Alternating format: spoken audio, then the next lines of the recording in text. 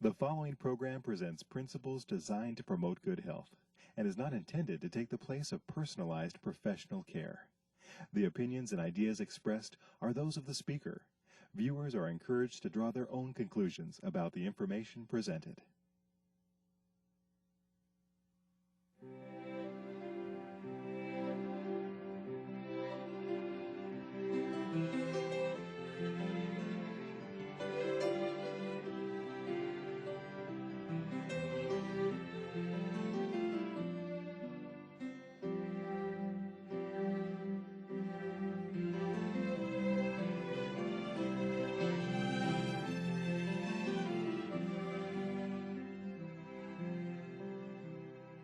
Hello and welcome to Health for a Lifetime. I'm your host, Don McIntosh, and today we're going to be talking about gynecological health, and that just means female health. And so we're glad that you're joining us today, and we're also thankful that Dr. Christine Salter is with us from St. Louis, Missouri. We're glad you're with us today. Thank you. I'm delighted to be here. Now, you practice in family medicine. That's right. And I'm sure that both men and women come to see you, but I'm sure that you see a lot of women as well to practice. I do. And we're going to talk about women's health issues today. What are we going to talk about specifically? Well, we're going to talk about the ovaries, the uterus, and the cervix. Okay, and these parts of the female anatomy have special blessings and challenges. That's right, absolutely. We can't do without the ovaries. The ovaries where we produce a lot of the hormones, and so they're very important. Part of the what makes a woman comes from the ovaries. And what makes a man a man. If we didn't have the ovaries, we wouldn't have any men either. That is true. Right. So. Yeah, so yes, small organs, but very powerful. And then the uterus, which is very important for carrying babies. So we want good uterine health, but there can be problems too. And then also with the cervix. Mm-hmm. And so we want to talk about those things. And well, let's talk about them then in that order. Ovarian problems. What kind of things can develop? What's the significance of that? Well, you know, the ovaries, they can develop simple cysts. They can become painful and easily treated. Okay, mm-hmm. And we said that those are benign. They're just problems, painful. But then the most concern is ovarian cancer, mm-hmm. and the problem with ovarian cancer is that it's not easily detected. There's no real screening for it. Mm.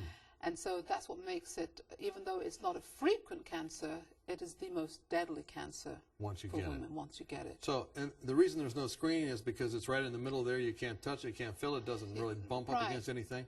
Exactly. And even when we do an internal exam, you know, it's really hard to feel unless there's a huge growth there. And then it becomes very obvious, but by the time it's gotten to that size, then usually it's already spread to other areas. So if there's no way to screen about it, what can be done about it? Well, my concern is, and my burden is that women recognize symptoms of ovarian cancer, and they're very benign symptoms. Vague abdominal pain. So a new onset pain that's just nagging, it just won't go away. We want you to go and get that checked out. Something, new abdominal pain. The other thing is going to the bathroom frequently. Now, that happens a lot. And a lot of things can cause that, but one of them could be this. One of them could be ovarian cancer. Then the other symptom is bloating. Mm-hmm. Now, sometimes we get bloated after eating a meal that doesn't quite set with us, but that bloating goes away. Mm-hmm. The bloating we're talking about is the bloating that comes and it stays and just gets worse, you know, and then your belt gets tighter, your clothes not fitting quite well, still got that vague abdominal pain, you know, still going to the bathroom more frequently. We want women to come in, get checked, get those symptoms evaluated. It could be that we might catch it early and that it may not have spread, mm-hmm. you know, far. And so I think that's important. Bloating, vague abdominal pain, and what else? And urinary frequency. Okay. And now, when someone comes in and tells you those three things, you said, well, what do you do then? So what I'll do, I'll, of course, do a physical exam. We'll also send them for an ultrasound. Of the ovaries. Of the ovaries and actually the entire uterus. We'll look at the uterus and the ovaries. I may even do a CT scan to really evaluate this. I may do a blood test. to look for some of the markers of ovarian cancer. So what do you see in the blood? There's a particular hormone that's released that is elevated when that you we have can test ovarian for when you have ovarian cancer. It's not a good screening test, but it's a reasonable test if you're suspecting. It's called CA125. Now, a lot of women, you get that, there's an email that's going around saying, get your doctor to check your CA125. It's not a great screening test because other conditions like fibroids, endometriosis can also raise the CA125. So we don't want to routinely screen using that test and say, well, oh, it's elevated, better go get your ovaries out.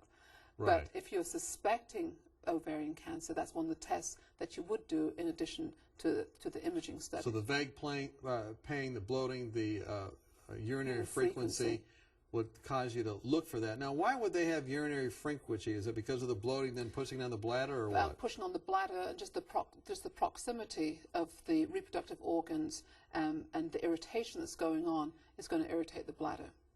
And, okay. and the bladder is easily irritated. And I suppose, I mean, you could screen everybody with a CAT scan and different things, but that's highly expensive. It's highly expensive and highly damaging because CAT scan is radiation, so we don't want to expose people to unnecessary radiation. MRI?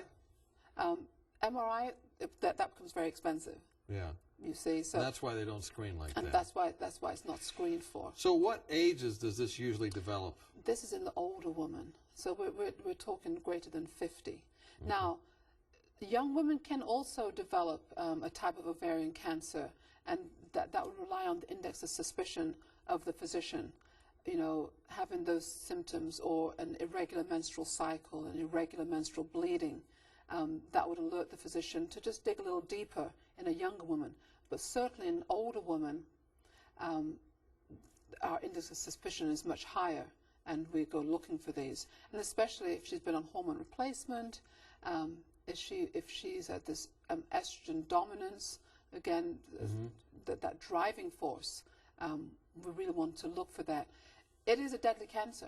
There's, you know, it really Once it is. gets started, it's not too much to do, unless it's still within the ovary. And it's within the ovary, they take it out, and it's 100% cure then.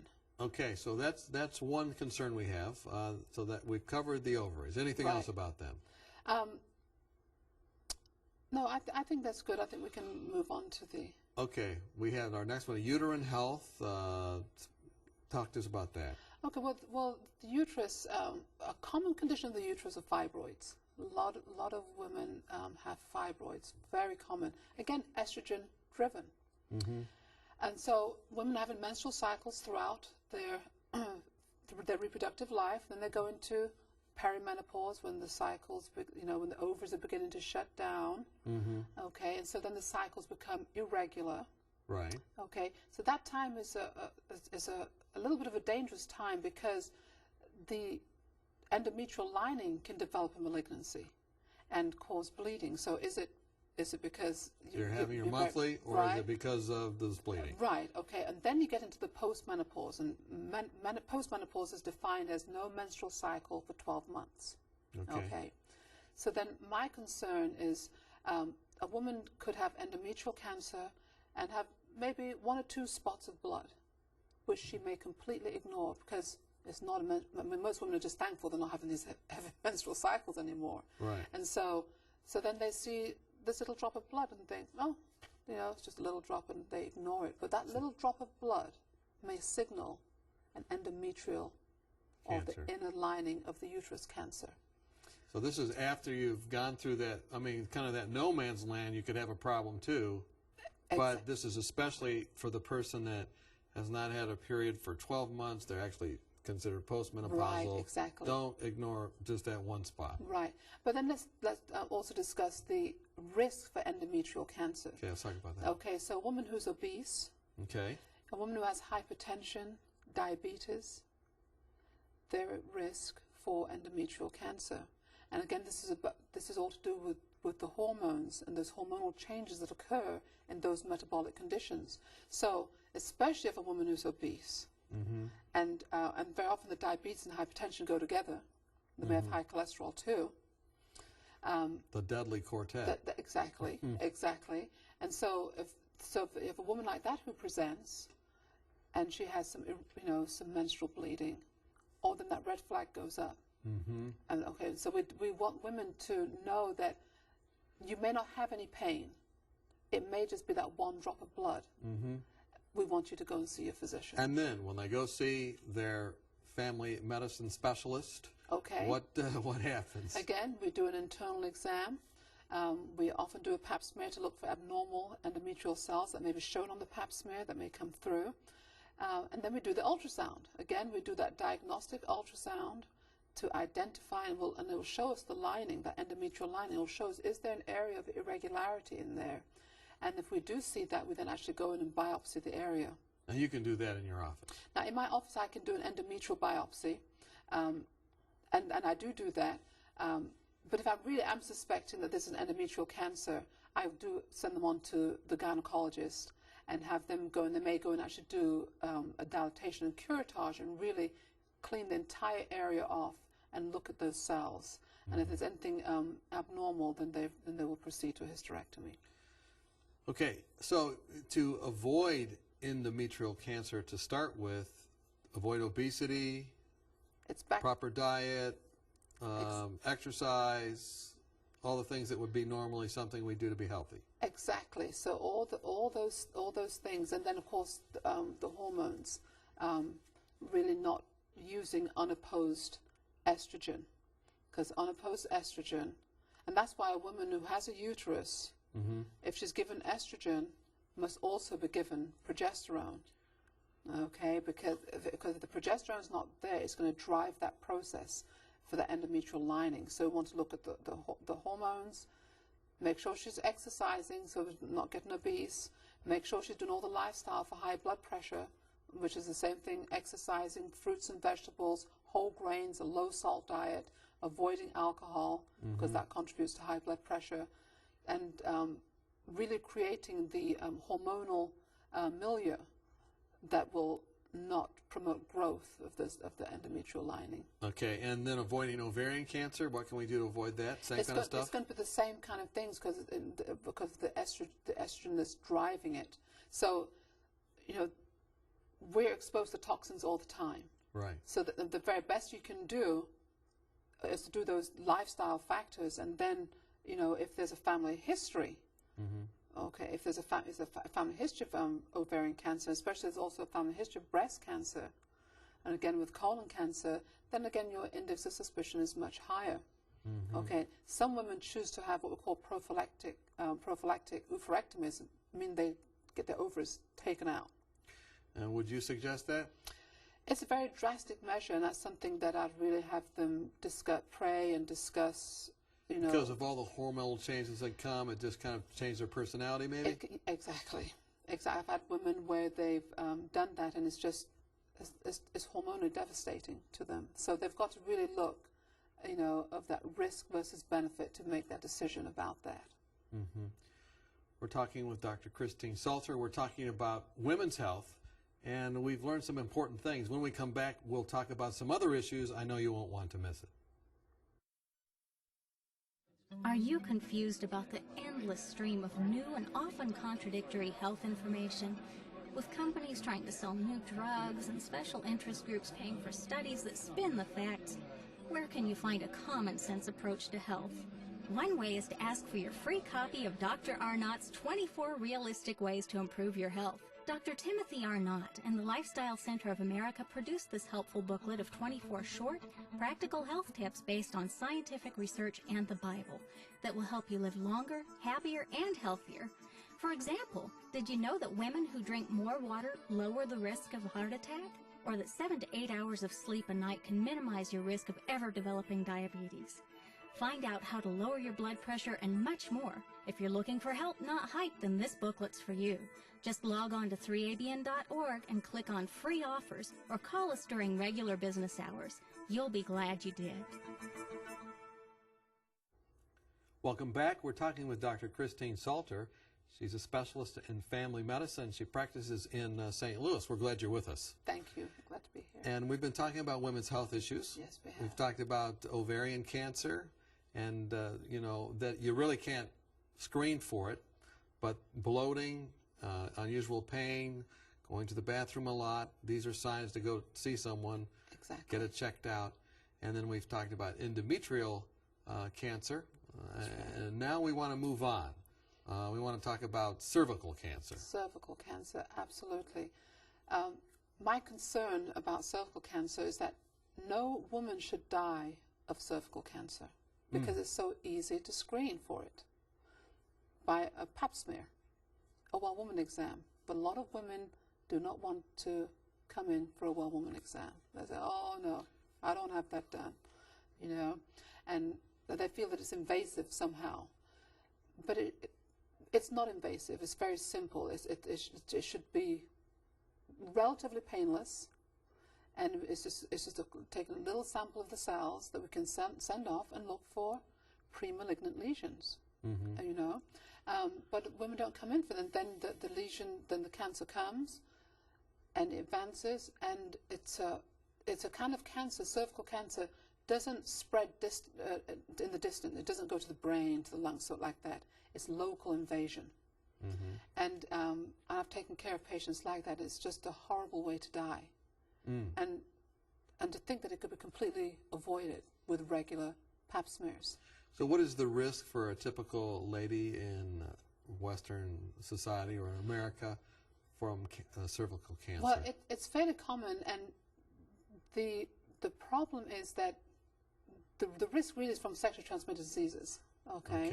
The human papillomavirus has been implicated in this, and usually that occurs from multiple sexual partners.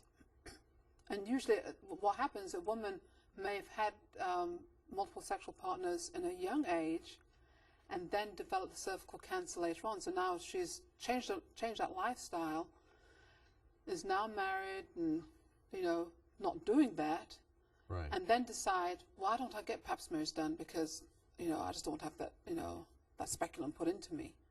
And she's the one that may be harboring a high-risk human papillomavirus that's going to turn into cervical cancer. Yeah. So, especially if you've been involved in, you know, multiple sexual partners, you need to be checked. Absolutely. But even if that's not the case, you need to be checked. And when is it that you need to start getting these pap smears? Well, usually what the American College of Gynecologists, they recommend age 18, and even the U.S. Preventive Task Force. I personally do not press a woman to do that if she is not sexually active. Okay, so if she is sexually active, go for sure. No matter what age you are. Right. Okay, and we hope that, you know, we hope that you're not 16 and being sexually active. We want the young ladies to wait until they're married. But whenever sexual activity occurs, that's when the screening needs to start. Okay, and we screen for those abnormal cells, and we also look for that high-risk human papillomavirus. And if you don't have it and it's negative, then we say you do annual tests, and if 3 are normal, then we can spread it out to maybe every couple of years. But there are some lifestyle factors that do affect cervical cancer.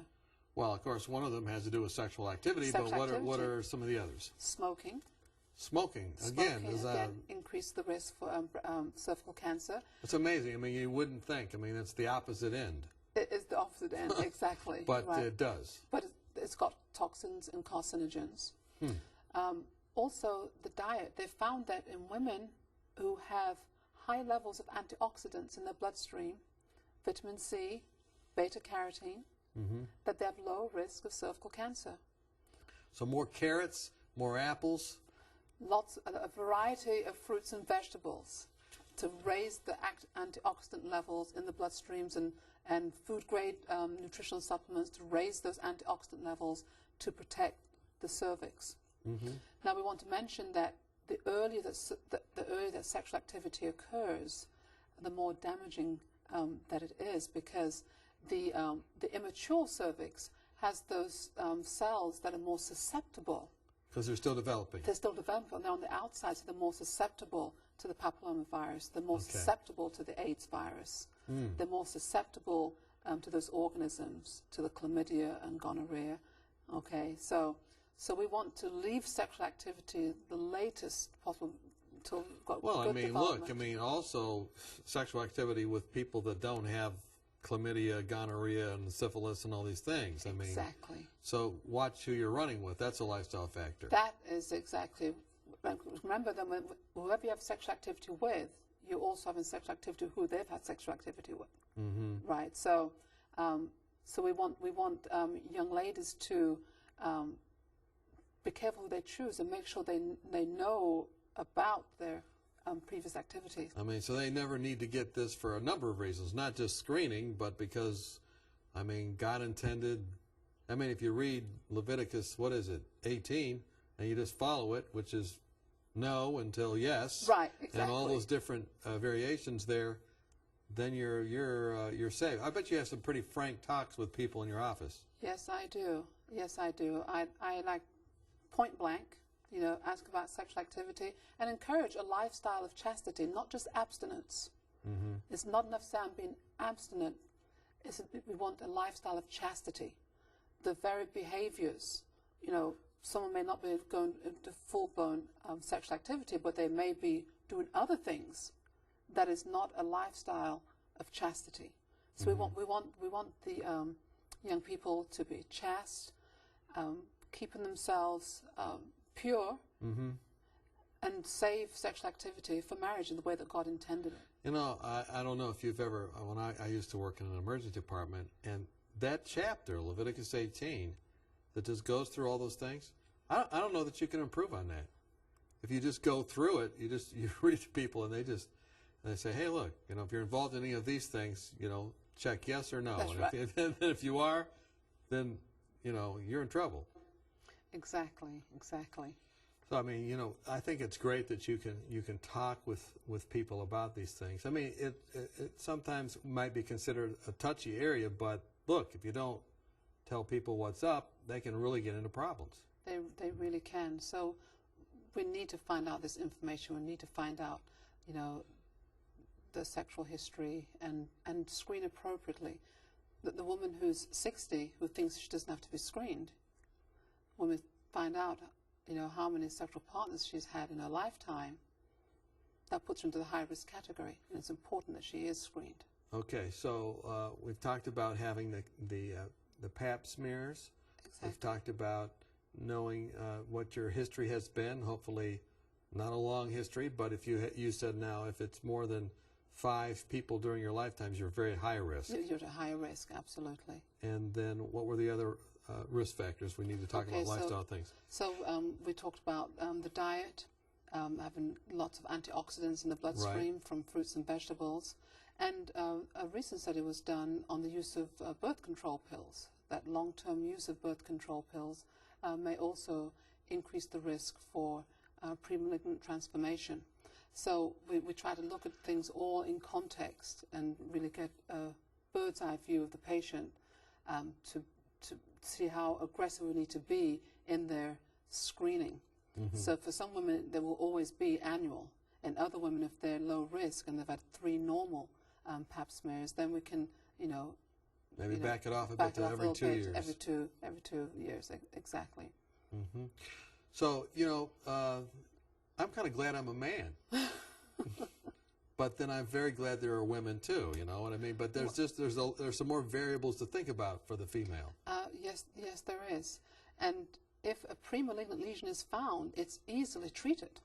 I mean, that's the really great news about being screened for cervical cancer. It is easily treated. Sometimes they can freeze, you know, and depending on the extent of it, they may actually have to do a surgical procedure to remove part of the cervix that has those malignant cells. Otherwise, that malignancy is just going to track and invade, and it invades locally. So there are things that can be done. Wonderful. Now, you know, talking about all of these issues with women's health, there's just the overall message here is to just have good health through exercise, diet, all those different things. And if you just live by the book, so to speak, right, you're going to avoid a lot of these problems. But even having said that, we live in an age where there are so many things, so many factors that are interplaying that it's wise to be checked. It is, you know, and I've had patients say, but I'm healthy. I eat really well. You know, I do this, I do that. But still, it's important to be screened and just say it's important to be categorized and say, are you low risk? Are you high risk? Let's look at everything. Where are you in the risk category? And based on that, we'll go forward. It's not enough just to say, well, you know, I eat healthy and I don't think I'm going to have that, because you're not going to have any symptoms until it's spread. You'll have no symptoms until it starts locally invading. So, and we don't want you to wait until those symptoms. You know, I can't think of a more important person I mean, this is going to sound bad to all the guys out there, than a mom, than the mom in the home. I mean, I think the guys are important too. I mean, but Yeah, I'm just saying, when mom's not happy, no one's happy, as the saying goes. That's right. And there's so much glue there, you know, holds things together, that we really want the women listening today to take this to heart. We really want them to. We want to have their husbands encourage women to take care of themselves.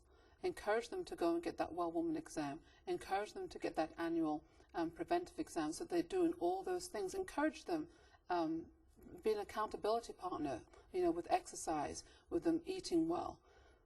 Do all those things that will encourage your health.